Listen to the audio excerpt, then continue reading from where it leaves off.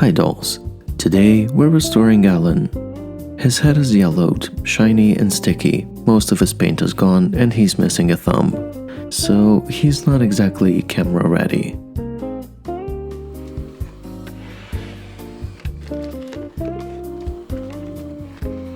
First, he goes into a denture tablet bath to pull out the yellowing.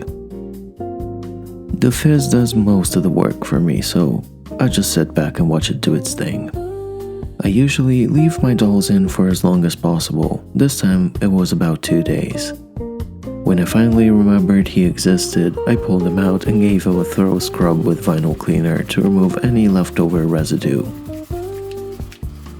His legs were stained as hell, so I had to use a magic eraser sponge to scrub the dirt off. Surprise, surprise, his hands are chewed, because that never happens. So I boil some water and I dip them in for a while. The heat softens the vinyl and allows it to relax back into its original shape. Before they cool off, I put them back into his torso. There are some deep scratch marks across his forehead which I'm hoping will get picked up on camera. So I use a dry magic eraser as a gentle sanding tool to reduce their appearance. There's also some staining on his leg, so I apply removes it and I let it sit. I know it still looks like the stain is there, but trust me, it's gone, it's just swollen. After that, I neutralize the treated area with Formula 911 to stop the chemical process. Now on to the face-up. I start with the hair, which was about 70% gone, I would say. Before I put down any paint, I try and take my time and really color match everything as best as I can with what's left of the original pigment. The truth is, you could line up 7 different dolls with the exact same face-up, and each one would still have subtle differences. No two are ever truly identical. I build the color slowly in thin layers rather than trying to get full coverage in one pass, as that would just make everything look splotchy. I let every layer dry fully before adding the next. It's much slower, I know, but the results look much closer to the original factory painting. If you have no patience like I do, you can just blow dry between layers. I won't tell. Gradually, the hairline becomes more defined and the doll starts to come to life.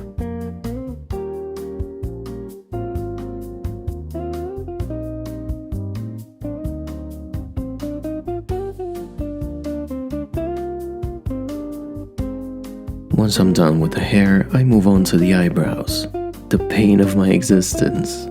There's so much to take into consideration here. Arch angle, arch intensity, length.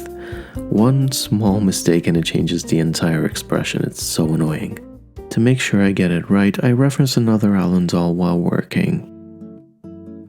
Light, short strokes first, then slowly refining until they look even.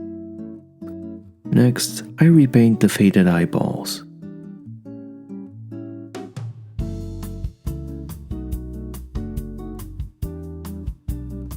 Fun fact, Allan, Francie, and some number 3 ponytail Barbies share the same eyeshadow color. Make of that what you will. Small adjustments really make a big difference in bringing him back to life. Lastly, I refresh the lip color. Now for the missing thumb.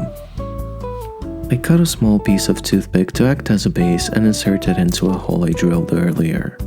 This gives the new sculpt something solid to anchor to. Then I mixed Milliput 2-part epoxy and begin slowly building up the shape of the thumb. It's a delicate process to say the least.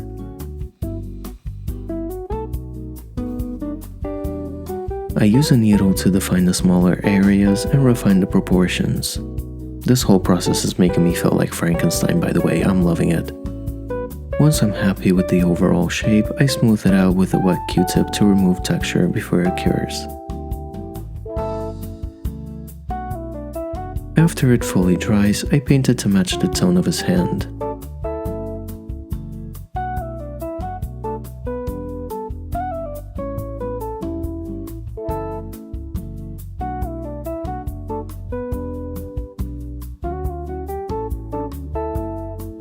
To seal and strengthen it, I coat the thumb in epoxy resin and I cure it under the lamp.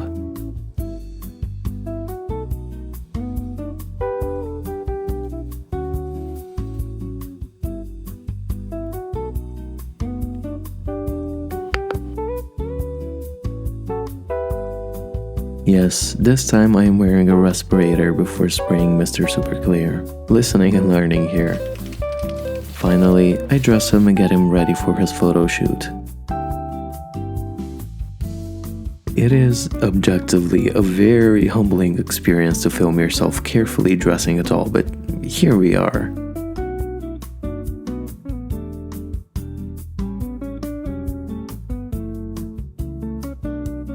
And that's it. He is done. Thank you so much for watching. Share, like, subscribe, Instagram Doe Deer Wonderland, you know the drill.